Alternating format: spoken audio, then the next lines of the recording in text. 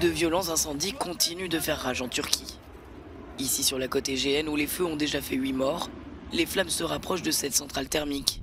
Si les autorités ont affirmé que tous les produits explosifs ont été retirés, des milliers de tonnes de charbon y sont toujours stockées.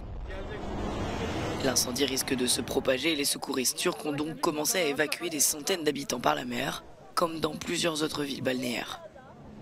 Au total, plus de 180 incendies de forêt se sont déclarés le long de la côte turque en raison de températures caniculaires allant jusqu'à 50 degrés, liées au réchauffement climatique.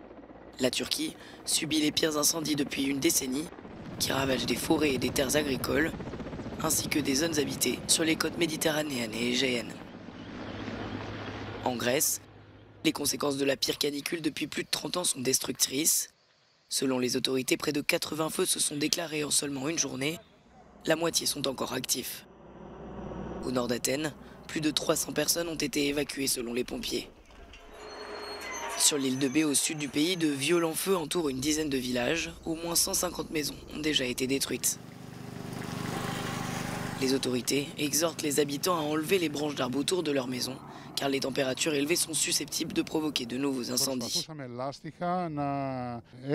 Nous étions en train d'essayer avec des tuyaux d'eau de garder le toit et tous les espaces extérieurs humides, mais la police est arrivée et ils nous ont fait partir.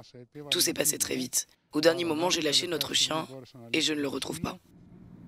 Plusieurs pays de l'Union européenne, dont Chypre, la France et les Pays-Bas, ont envoyé des bombardiers d'eau à la Grèce pour lutter contre ces incendies de forêt.